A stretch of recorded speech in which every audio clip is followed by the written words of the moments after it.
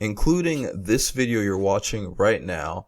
I'm at day 100 of the 75 Hard Challenge YouTube edition, which I basically started on the 1st of December 2024. Okay, so essentially the 75 Hard Challenge YouTube edition was just basically a spin-off of the original 75 Hard Challenge, which I believe was like a mental toughness or fitness related type of challenge. And I'm looking at my phone here. I basically looked it up.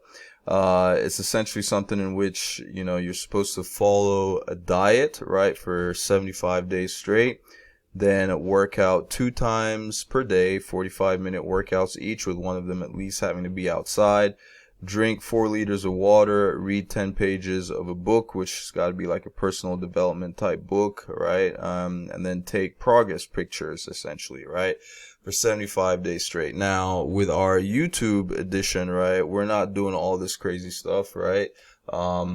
It's just basically, I don't know why I called it crazy stuff. It's really good for you, actually. It's like, to build mental toughness. But anyway, what I was getting at is just basically the fact that with what I'm doing on the 75 Hard YouTube edition, right, it's not as complicated, right? The only requirement is to basically post at least one long form video on YouTube every single day for 75 days straight.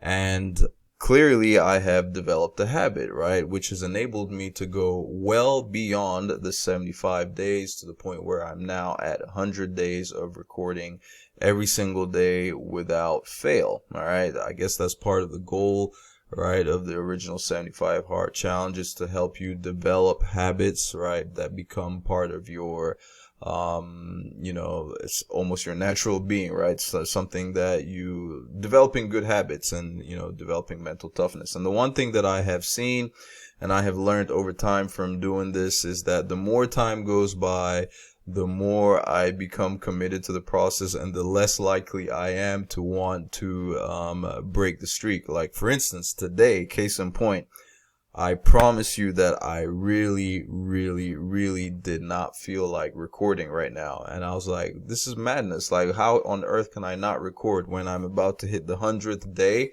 right? How insane would that be because I don't feel like it, to not, to be the point, to have this be the point at which I break. Okay. So this is like almost 1/3 of a year. I guess the 122-day mark would be like about 1/3 or so. But hey, 100 days is a pretty neat milestone. And as I mentioned earlier, this was only meant to be 75 days, but I've gone as far as I've gone, and I really have no idea how long I'm going to be able to keep this going, right? At some point, I'm sure there's going to come a time where I won't be able to keep it up, but while I'm lasting, I'll just keep going. All right. So, the whole goal was to, I don't know, with all of the talk of YouTube being on easy mode or YouTube monetizing small channels in 30 days, the goal was just to, give this a go and see what becomes of it, right? Well, clearly in my case, YouTube is not monetizing my small channel in no 30 days. In fact, I've gone 3 times that, right? 30 days, 30 days, 30 days, 3 times 30 days and 90 days and beyond, right? And so I've still got a long ways to go, but however, I am extremely grateful and happy for the progress that I have made, because the views that I'm getting, the subscribers that I'm getting are views and subscribers that I otherwise would not have had at all. So for those of you who are subscribed and who have been watching my videos, I am forever grateful. Thank you ever so much for doing that. All right. Now, what are some of the things that I'm picking up, right, as I've been going? Basically, as I've been going through this process, I've been experimenting with, different things, right? Different things that I'm doing to try to see how they affect the channel growth, if they make a difference, if they don't. And one of the most recent things that I have been experimenting with in terms of trying to get my channel to grow, and basically reach the requirements of getting monetized. For those of you who are not familiar, The YouTube partner program requires you to have 1,000 subscribers and 4,000 hours of watch time in the previous 365 days, or what is it? I want to say, is it the 10 million shorts views in the previous 90 days? But when it comes to shorts, we're not particularly interested in any of that, because I have stopped doing, I've stopped doing shorts on this particular channel. Okay. So we're more focused on the 4,000 hours of watch time. And that, I believe, is a thing that is harder, that tends to be harder for the majority, right? I think it's easier to acquire 1,000 subscribers than it is to acquire 4,000 hours of watch time. So one of the things that I started doing this month of March, in an effort to see if I can build my watch time, with the understanding that I guess at some point it will just be a matter of time before I eventually hit the 1,000 subscribers. What I'm not too, sure about, right? Or is the word, is it convinced? I don't even want to say convinced.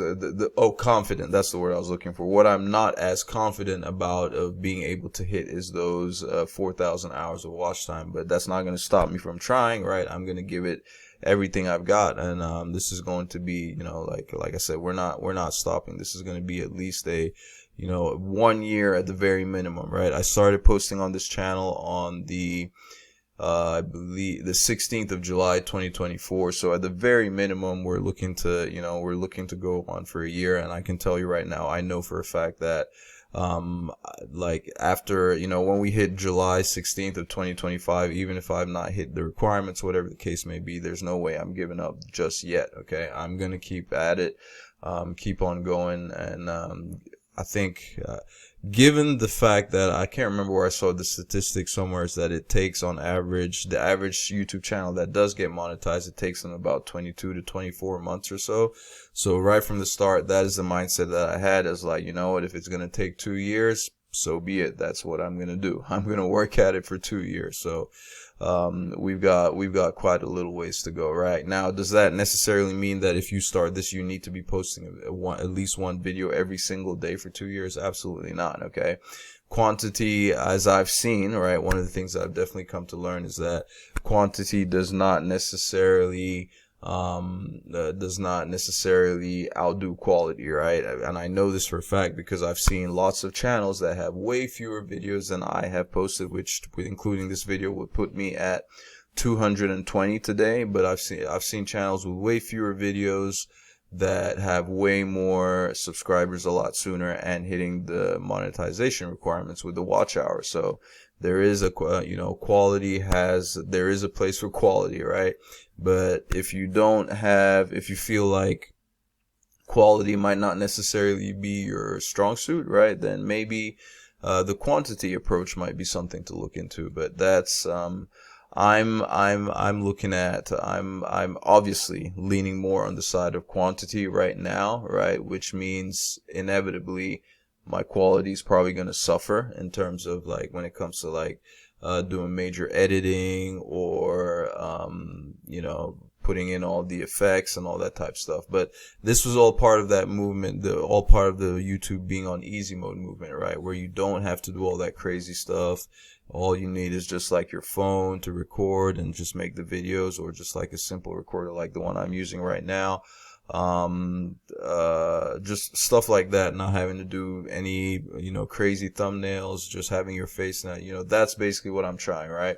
But now, as time has gone by, that has gone on for long enough, so I'm looking to start maybe experimenting with some different things. Now, as I was trying to allude to earlier, one of the things that I've started doing now with, in an attempt to see how I can improve on my watch time, right? I basically, not too long ago, I essentially recently crossed 500 hours of watch time, right? So I've still got about 3,500 to go, and ideally to do that within the previous 365 days. One of the things that I'm looking to do is, that I have been doing, that I started doing as of the beginning of March, is creating longer videos to see if I can improve my average watch time, right, per video. And I've got some interesting stuff. I'll show you how that has been how that has played out thus far, right? So basically, as of the beginning of March, I started posting, each video I post per day has been at least 20 minutes long, all right? So 20 minutes long is what I've been doing, and after 10 days, well, I would say 9 days now, because today's video, with what I'm about to show you right now, it's not going to include today's video, right? Because when you look at the YouTube analytics, it shows you everything up until the end of the day prior, right? So if we go back to the month of December, when I started posting these videos on a daily basis, you'll see here that my average view duration was 2 minutes and 21 seconds, right, per video. 2 minutes 21 seconds was the average watch time that I was getting for any particular person that watched any one of my videos for the month of December. Moving over to the month of January, right, 2025, that kind of went up to about 2 minutes and 32 seconds, okay? 2 minutes, 32 seconds, right? Moving over to the month of February, we were still around that range, right? So 2 minutes, 22 seconds. So we kind of dropped back off to what we were doing in December, okay, 221. And then 222. And then now the month of March, when I started experimenting with these longer videos to see what kind of difference it makes, if it does make any difference. All right, so here we go. I mean, granted, it's not a full month, it's only been 9 videos, but here is how we're looking thus far after 9 videos. And my average, drum roll, is only 2 minutes and 32 seconds, okay? 2 minutes, 32 seconds. So it's gone up a little bit, but I mean, it hasn't gone up significantly, right? Given the fact that back in January, I was also at 2 minutes and 32 seconds without necessarily posting posting 20-minute plus videos per day, right? Most of my videos back then were still around, like the 8 to 10 to 12-minute range, occasional 15-minute videos or so. But since the beginning of March, I have consistently been making sure that I'm uploading. I've been looking to post videos with more content, okay? And the average view duration has really not changed that much, okay? So it makes me wonder, well, these have been the first 10 days, okay? So I've tried this with the first with a particular style of content that I've been creating, which might not necessarily have been the most interesting, I suppose. I don't know. I'm learning as I go, right? But over the next 10 days, I'm going to change up the style of content that I'm creating and looking to see if we can make things, maybe there'll be the type of things that would that might cause people to watch for a little bit longer, okay? So we'll see. I'll start getting into stuff that is a little bit more analytical, maybe a little more technical. I don't know. Maybe a little more. And I alluded to this in one of my previous videos a video in which I titled, that I shared some of the things that I'm going to be doing differently going forward to see if we can have some kind of change or improvement in our analytics and performance in terms of subscribers we're acquiring, in terms of watch hours that we're generating, and all that type of stuff. So starting tomorrow, I'll start making, maybe even the video, depending on what I'm doing, depending on what I'm sharing, depending on what I'm teaching, or depending on the content that I'm the content that I'm providing, the videos might end up possibly being even way much longer than 20 minutes. I don't know, okay?